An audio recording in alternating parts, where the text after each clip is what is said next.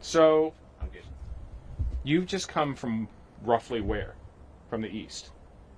We were in the Eastern Front, in the Donbass region.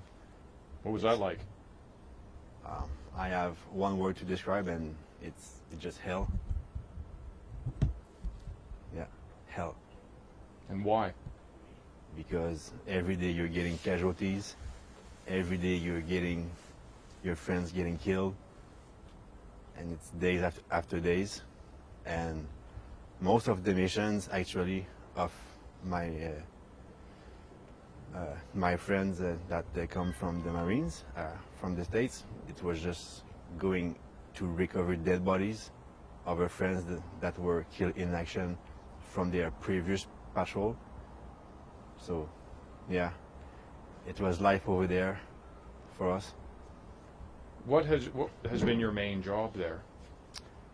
For me, I was just used as a infantry soldier.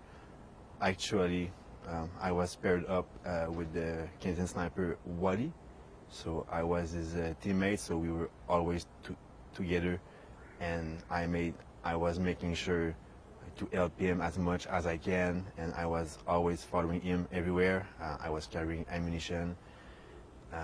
So yes, mainly that was my main job over there.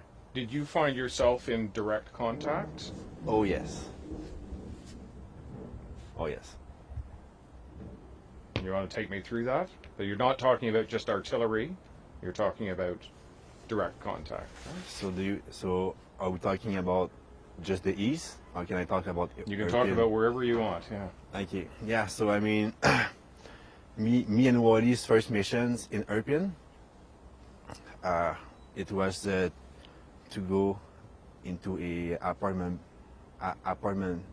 building and set up a sniper position from there. So we go up, we set ourselves, and then we start observing. And then maybe like 10 minutes after, it's like huge explosion. The building shakes, all the window breaks, and then I find myself on the ground. And I remember I said, "What the hell is that?" And then I just like crawl into like a safe room, you know. So we just got hit by a tank. He shelled the building just above us, like he missed us by like 3 meters. And then me and Wali, we meet in the room, and then after that, we started to get small arm fire to us. And then we got out of the building, and then after that, huge firefight. That was my first firefight. We had the Russians, they were like 50 meters from us. Bullets flying everywhere. We could not do anything, and they actually tried to surround us, right? And at that point, we had one casualty. One of our friends got shot at the shoulder by a Russian sniper. So in his right hand, he was carrying his pistol, and then he was like covering his wound like that, bleeding everywhere, and and he kept running and stuff. And then yeah, bullets flying everywhere. And then one of our Ukrainian friends said, "All right, like we have to get the hell out of it, because we were not controlling the situation. We were the one that got into fire." So anyway, like it was like total chaos, right? And then he shot. That guy saved our life. He shot RPG to the Russians, and it gives us enough time to just run for your life, right? And then I remember I was running, and then huge explosion just at my right. I think it was like mortar fire or something. Bullet just flying, and then we had came with vans, you know, like vans. So everyone get in the vans as soon as possible. So it was in the van. It was the guy that was shot, and then after that my friend Wali, and then after that me. But like we all had our kit on us, right? So for me, my right hand was holding the head panel of the the passenger seat, and I was holding the other head panel, right? But we were too much in the van, so I couldn't close the door. So my back was outside the van, and I was holding like that. And that guy was driving like 100 kilometers in like a really residential street, right? And and then if I had left, I would just fall and just like fall on the ground. And then I had like the passenger guy was still shooting at them when we left. So and then we just it's a miracle, like we just made it out of there. But I mean, yeah, and that was our first patrol, our first mission. And then from there it just got worse. Yeah, that's what I would say. How long ago were you in the east, in Donbass? I would say about maybe 10 days ago. We did approximately 1 week there because at first we were fighting in Irpin. Then after that, with our group, we freed the city from the Russian. And then me and Wali and our unit, we got sent to fight in the east.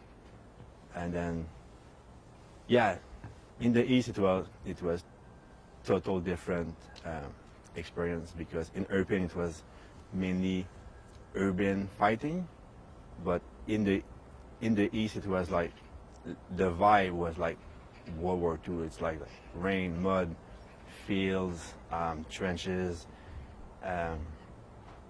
Yeah, and it was hard because there was an entire Russian tank regiment on the other side of the valley, but we could not really do anything because we had one Javelin with us, and actually Wali learned in 2 hours how to operate the Javelin. And then just like that, we became a Javelin operating crew, like me and Wali. So after that, we were always sent on missions with the Javelin, right?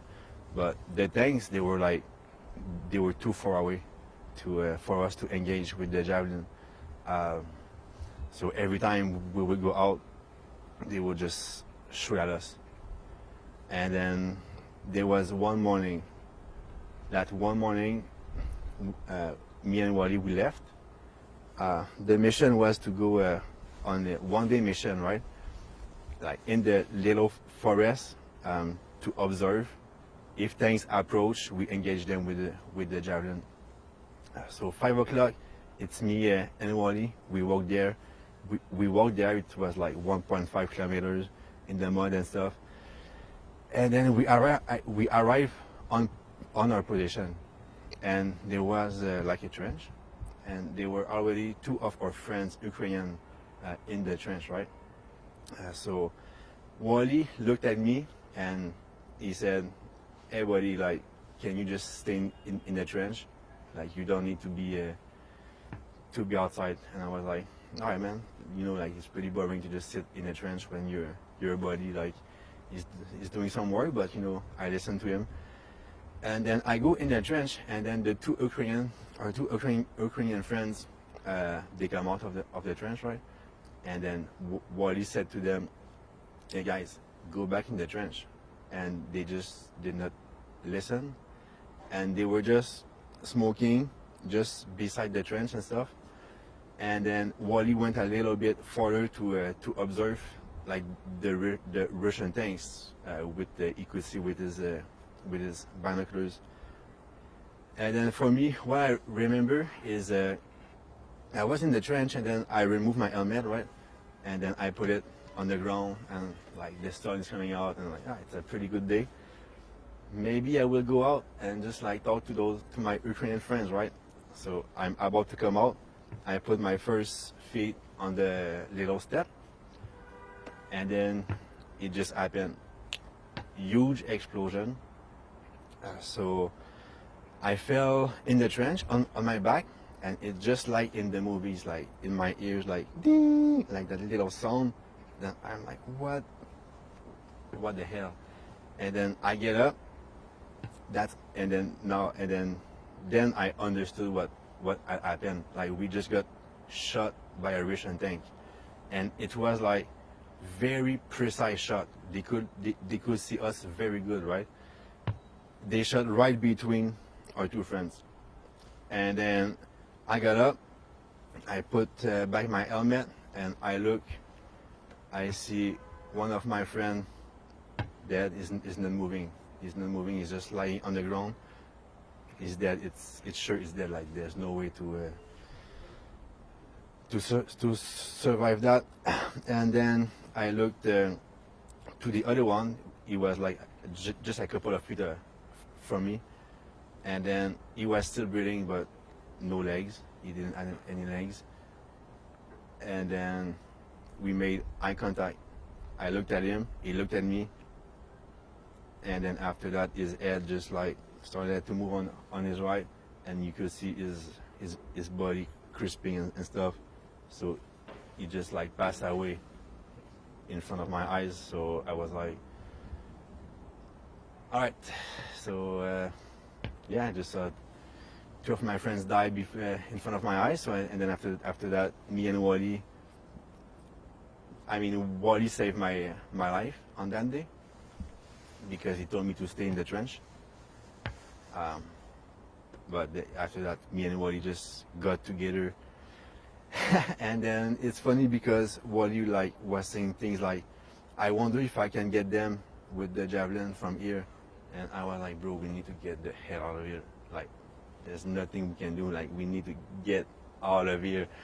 And then he said, oh, I need to go get my sniper rifle. Yeah. So he crawled back beside the trench. The tank shot once again at the same place. He received like shrapnel and stuff, but like he's fine. And then he took a look on the guys just to double check, but there was nothing. Like they were both dead, right? So he grabbed his sniper rifle and then he started running. And then we started to run, and then we heard the tank shooting again. And then we just went back to the base at that point. So yeah, that was my last patrol on the Eastern Front. Why are you here? So why? That's a good question. I'm here to help, right? I mean, the war started February 24th. And I just could not stay at home watching on TV, because like most of the Western people, like they see everything that goes in the news and then they think, it's sad for them, but it's not here. So they just close the TV and then they go eat with their kids and just keep living their life. But for me, I just cannot do that. And then on February 28th, when the president, the Ukrainian president, made a public call for foreign fighters to come help him. I saw the call. It was Monday at 8 o'clock in the morning, and then I was in the plane on Monday at 1800 in the evening. I was on the plane on my way to Ukraine to help. What do you think about the Ukrainians now that you've been fighting alongside them? So they are total heroes. Like there is no words to describe their courage.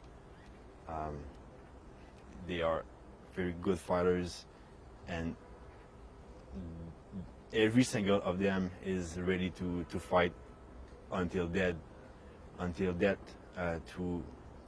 to save their country.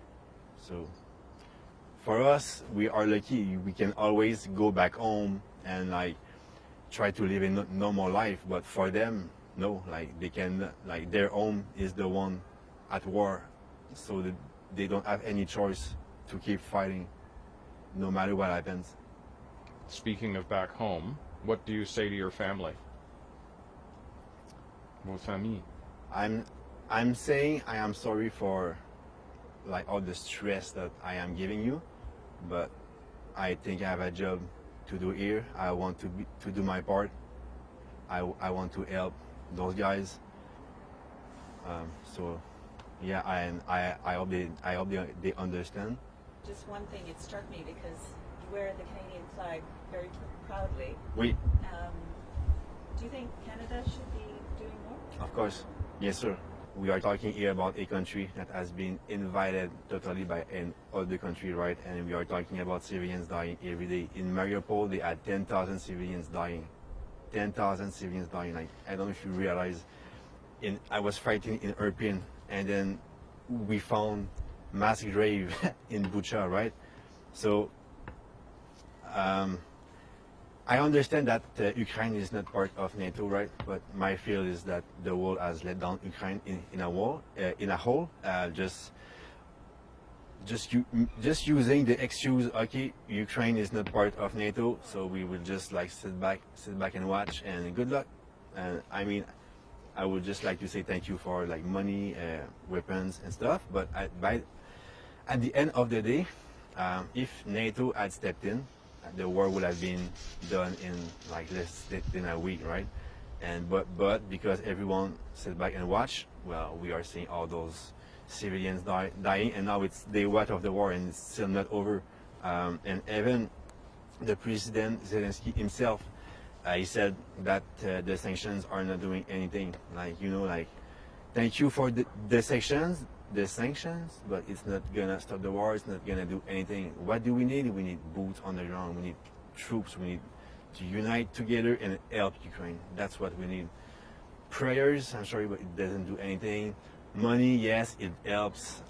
Armaments, yes, it helps. But at the end of the day, the Ukrainians are let alone to fight against Russia.